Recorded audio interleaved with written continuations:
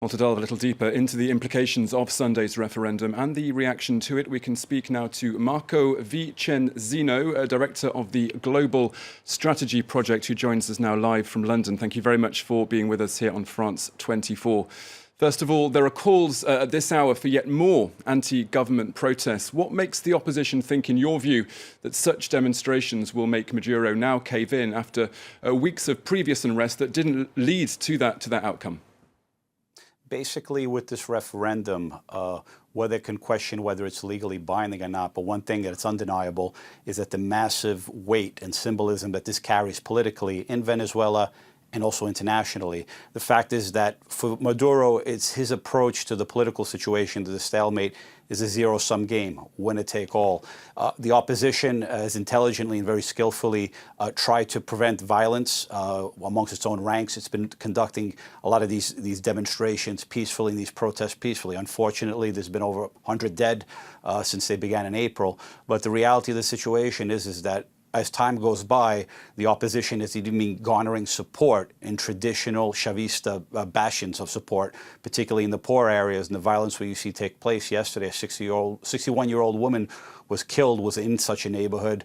But overall, the referendum it went through peacefully for the most part.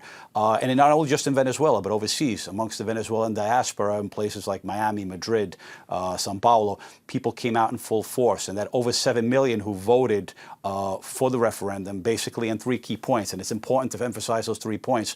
One is rejecting Maduro's Constituent Assembly, which is prepared for July 30th. Secondly, is asking the military to defend the current constitution. And third is asking for elections prior to the end of Maduro's term in early 2019.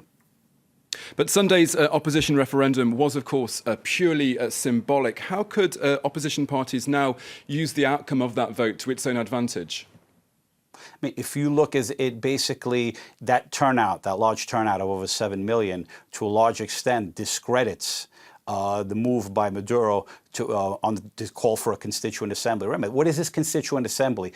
Basically, in effect, what it's calling for is Soviet-style communes, which basically undermines and will basically destroy liberal democracy in Venezuela, a country which rejected its last dictator in 1958. And it's one of the countries that has had a democratic tradition for decades since then, which is now being basically it's being threatened by this constituent assembly, which Maduro is calling on July 30th. Basically, once again, it's peaceful demonstrations. They have to stick to that. And for years, when Chavez, the opposition was fairly disunited. But in recent times, and particularly in recent years, since the opposition won control of the legislature in December of 2015, they showed firm unity. As long as they can keep that unity and continue the protests in a peaceful manner.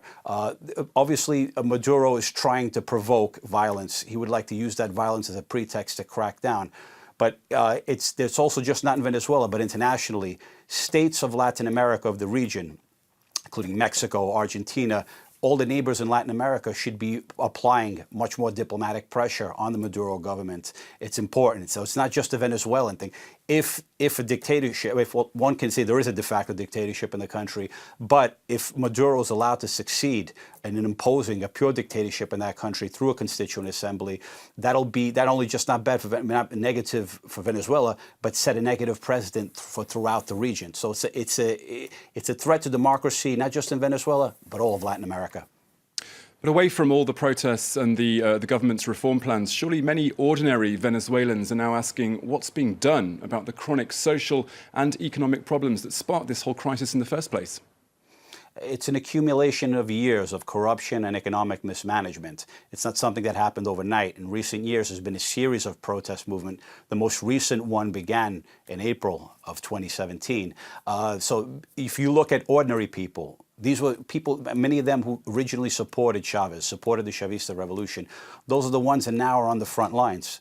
turning against the government, because once there's no, you look at Venezuela, one of the wealthiest, has the highest concentration of natural reserves of gas, of petroleum, to see it, or with the wealthiest, arguably the wealthiest country in Latin America at one time, basically to see it reduced to the status quo is intolerable for many Venezuelans across the social spectrum, not just the poorest of society, also the middle classes, and many of them have been shattered. And there's also millions of many Venezuelans who went overseas, were forced to leave the country due to the dire situation, which once again is the result of corruption, endemic corruption, and economic mismanagement. Marco Vicenzino in London, thank you very much for being with us. Thank you. To an invitation